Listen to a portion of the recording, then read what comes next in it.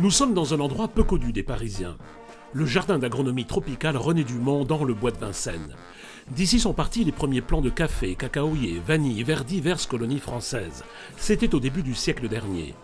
Mais aujourd'hui, cette fanfare africaine n'est pas venue pour rendre hommage aux réussites botaniques, mais pour célébrer des morts.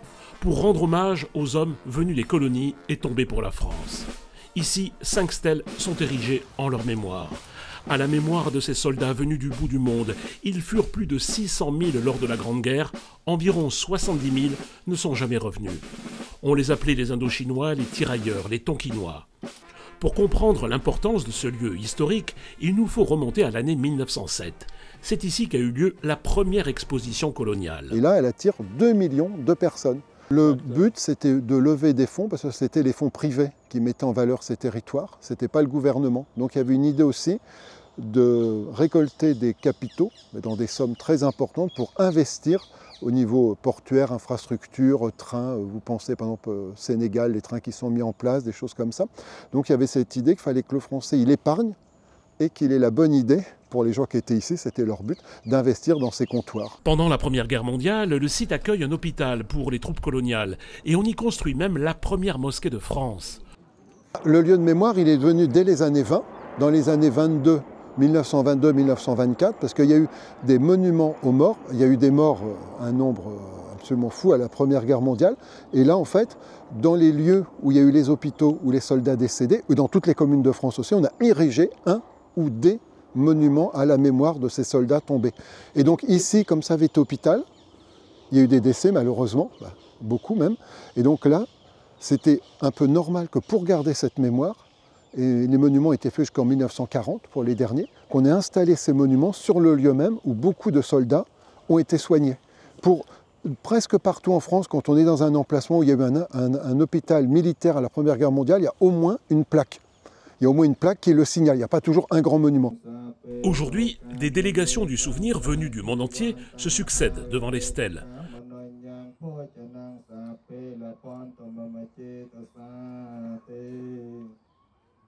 Pavillons et monuments aux morts ont été classés en 1994 et en 2003, le jardin d'agronomie tropicale est devenu la propriété de la ville de Paris. Si l'on accepte la réfection de quelques bâtiments, peu de travaux ont été faits pour l'entretien de ce jardin mémoriel. Alors forcément, quand une délégation du souvenir croise notre guide municipal, le ton monte rapidement. C'est une question d'entretien, monsieur. C'est normal que les stèles tombent tous en ruine. Alors, ça ne dépend pas de la ville, les stèles. Vous énervez pas, monsieur. Non, le parc appartient à qui? Non, à la ville de Paris, mais pas les stèles. Non, vous énervez pas, monsieur. Vous énervez pas. Monsieur, ça fait 7 ans que je me bagarre contre la ville de Paris. Attendez, on est filmé, mais attendez, vous énervez pas. Les stèles, là, c'est l'armée. La ville de Paris, c'est le terrain. Non, l'armée se dégage, dit, c'est la ville de Paris. Chacun se jette la balle. Et quand on demande à la ville de Paris pour nettoyer les stèles, c'est rien du tout nettoyer les stèles. Elle le refuse. Pourquoi? Ça, je ne peux pas vous dire pourquoi. Moi, je ne suis pas élu. Moi, je suis neutre. Pareil. L'année dernière, la ville de Paris annonce un budget de 900 000 € pour remettre en état la place d'Udine. Ah oui, je vois très bien. Où sont passés les 900 000 €? Mais moi, je ne peux pas vous dire. Moi, je ne suis pas l'élu. Renseignement pris, l'entretien des 5 stèles commémoratives incombe bien à la mairie de Paris. Alors ici, combien de bâtiments, combien de stèles commémoratives? 5 stèles commémoratives, une, effectivement, puisqu'il n'y en a que deux en France, une à Fréjus sur un terrain militaire, et un ici, c'est une stèle en l'honneur des soldats noirs morts pour la France. Une pour le soldat colonial, une pour les soldats malgaches, une pour les Indochinois, et une autre qui est pour les soldats cambodgiens laotiens. Qui est chargé de l'entretien de ces stèles? C'est la ville de Paris. La ville de Paris doit s'occuper, effectivement, c'est sur sa parcelle, et donc c'est la ville de Paris qui est en charge de l'entretien de ces stèles de mémoire. Le moins qu'on puisse dire, c'est que cet entretien est plutôt succinct. Alors cet entretien, est surtout un entretien à la demande. Quand il y a des cérémonies militaires auxquelles nous sommes très attachés, puisqu'on a un devoir de mémoire sur ce site, eh bien la ville de Paris, envoie ses équipes de jardiniers pour pouvoir mettre un coup de propre sur ces stèles pour qu'elles soient dignes, effectivement, lors des cérémonies mémorielles. Un coup de propre, certes, mais sans doute faudrait-il bien plus pour rendre à ces monuments désormais centenaires tout leur éclat.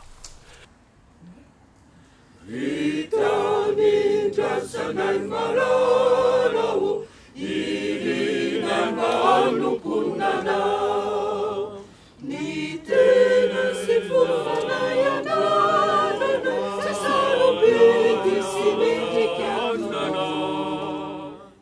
Leur quasi-abandon aujourd'hui est très mal vécu par les descendants de ces soldats morts pour la France. Mais ce que nous avons constaté depuis que nous sommes arrivés, c'est que cet endroit est triste. Ça ne vit pas, c'est lugubre. On a l'impression que l'histoire est bafouée. Ce sont des gens qui ont fait la France, et ils méritent leur place dans le côté patrimoine en France. Je veux dire, nous ne sommes pas venus ici comme ça. Je veux dire, la France était quand même venue nous chercher. Il faut dire les choses clairement. Il y a du travail de mémoire qui est fait par la ville de Paris, mais il est très important que la ville de Paris soutienne ces associations-là qui travaillent pour ce travail de mémoire. Et il n'y a pas une mémoire qui est plus importante que l'autre. Je pense que toutes les mémoires se valent. Il faut savoir qu'en plus de ça, vous avez des associations, les diasporas, qui sont prêts à financer la restauration de leurs pavillons, les remettre en état. Comme l'année dernière, les Chinois voulaient repeindre et remettre en état la porte chinoise, ça a été refusé par la ville de Paris. Lorsque ça ne coûterait rien à la ville de Paris d'accepter. Et on arrive avec plein de problèmes de tous les côtés. La mairie obtue et rien se fait. Donc nous, on fait tous les ans notre événement à l'hommage des soldats venus d'ailleurs, qui concerne tous les troupes coloniales, puisque dans Paris, il n'y a pas un événement qui regroupe toutes les troupes coloniales. Et cet événement, qui est à sa 7e édition, n'a jamais obtenu d'autorisation pour se faire.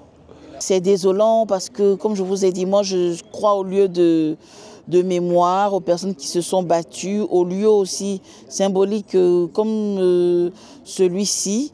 Et du coup, je pense que notre présence permet de le faire revivre.